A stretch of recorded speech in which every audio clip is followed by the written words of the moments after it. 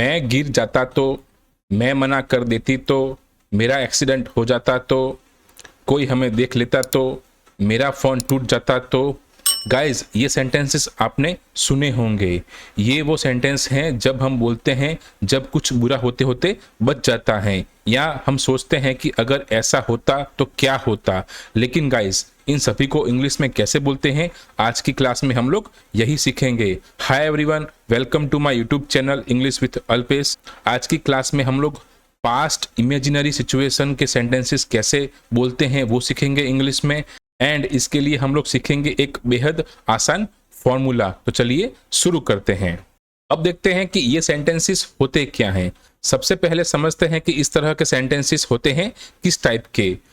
इन्हें कहते हैं पास्ट इमेजिनरी सिचुएशन के सेंटेंसेस। अब पास्ट इमेजिनरी सिचुएशन क्या होता है? सिंपल भाषा में, पास्ट में कोई घटना वास्तव में हुई नहीं, लेकिन हम इमेजिन करते हैं कि अगर ऐसा हो गया होता तो उन्हें क्या बोलते हैं?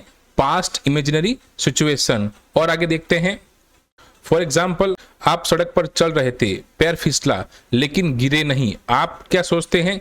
आप सोचते हो कि मैं गिर जाता तो। किसी ने आपको कुछ ऐसी जगह देखा नहीं, लेकिन आप सोचते हैं कि कोई देख लेता तो। असल में हुआ नहीं, बट इमेजिनेशन होता है, और यही है past imaginary situation. I hope आपको समझ में आया होगा। अब देखते हैं कि इसका स्ट्रक्चर क्या होगा सेंटेंस का।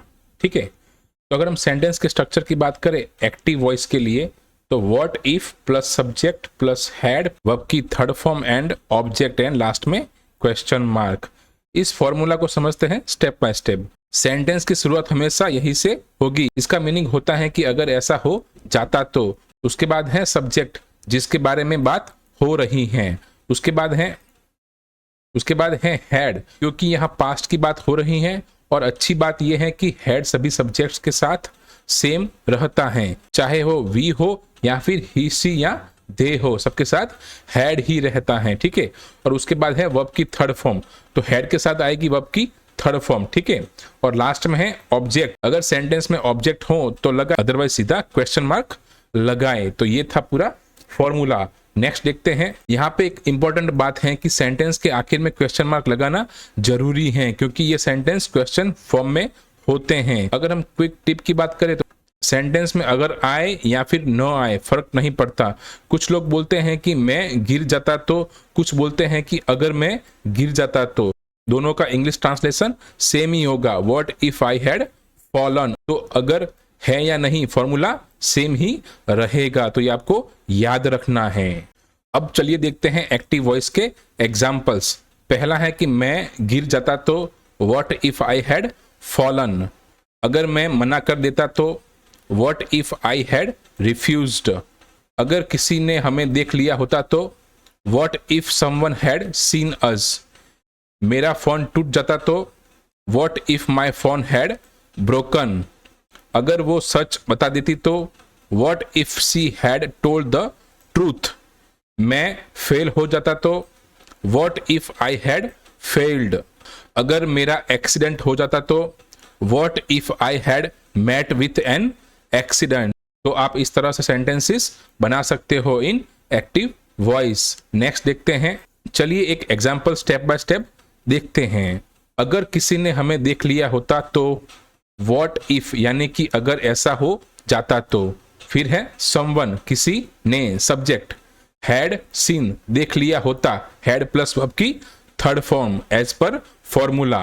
और उसके बाद है अज यानी हमें, सब्जेक्ट, और लास्ट में है क्वेश्चन मार्क। तो हम लोगों ने जो सेंटेंसेस बना है उसको हम लोगों ने एक डीप में उसको समझ भी लिया है। अगर हम पूरा ट्रांसलेशन करें तो what if someone had seen us. Simple है ना? तो ऐसे ही आप एक्टिव वॉइस में सेंटेंसेस बना सकते हो। उसके बाद देखते हैं पैसिव वॉइस। गाइस अब तक जितने भी हम लोगों ने सेंटेंस बनाए थे वो सब हम लोगों ने एक्टिव वॉइस में बनाए थे। ठीक है, मतलब सब्जेक्ट खुद काम कर रहा था, लेकिन कभी कभी सब्जेक्ट पर काम किया जाता है, यानी कोई और काम करता है। ऐसे सेंटेंसेस को हम लोग बोलते हैं पैसिव वॉइस के सेंटेंसेस। ठीक है, और पैसिव वॉइस के फॉर्मूला में बस एक छोटा सा ही बदलाव आता है। तो चलिए देखते हैं फॉर्मूला। अगर हम फॉर्मूला की बात करें तो what if subject plus had plus been आएगा, ठीक है, प्लस वर्ब की third form plus object and last में क्वेश्चन मार्क। डिफरेंस सिर्फ इतना है, एक्टिव वॉइस में क्या आएगा, हैड प्लस वर्ब की थर्ड फॉर्म, और पैसिव वॉइस में क्या आएगा, had plus been plus verb की थर्ड फॉर्म। तो ये है दोनों में डिफरेंस। चलिए देखते हैं पैसिव वॉइस के एग्जाम्पल्स। अगर हमें पकड़ लिया गया होता तो, what if we had been caught. अगर पैसे चोरी हो गए होते तो, what if the money had been stolen. अगर होटल पहले बुक कर दिया गया होता तो, what if the hotel had been booked earlier. तो ये है पैसिव वॉइस के सेंटेंसेस एग्जाम्पल। उसके बाद देखते हैं एक्टिव वर्सेस पैसिव, एक एग्जाम्पल से समझते हैं। सेंटेंस है, अगर होटल पहले बुक हो जाता तो, पैसिव वर्जन कोई और बुक करता है, ठीक है, what if the hotel had been booked earlier. और एक्टिव वॉइस में क्या है, मैंने बुक किया होता तो, what if I had booked the hotel earlier. तो ये है डिफरेंस एक्टिव एंड पैसिव में। डिफरेंस देखिए, पैसिव में क्या आएगा, हैड प्लस बीन और उसके बाद वर्ब की थर्ड फॉर्म बुक्ड, और उसके बाद है एक्टिव वॉइस में अगर हम बात करें हैड प्लस बुक्ड, ठीक है, वर्ब की थर्ड फॉर्म। ट्रिक याद रखें, अगर सब्जेक्ट खुद काम करे तो हैड प्लस वर्ब की थर्ड फॉर्म एक्टिव वॉइस, अगर सब्जेक्ट पर काम हो तो had plus been plus verb की थर्ड फॉर्म, वो है पैसिव वॉइस। तो आपको ये डिफरेंस याद रखना है।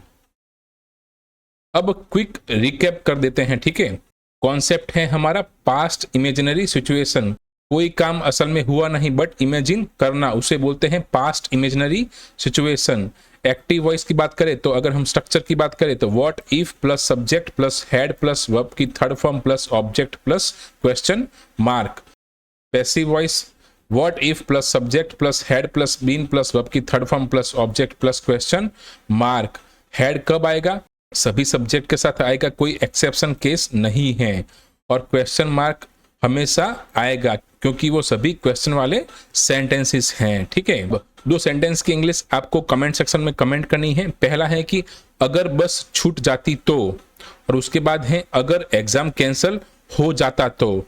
इन दोनों सेंटेंस की इंग्लिश आपको कमेंट सेक्शन में कमेंट करनी है। अगर आपको वीडियो अच्छा लगा हो तो लाइक करें, शेयर करें, कमेंट करें एंड मुझे सब्सक्राइब करें। Thank you so much for watching this video.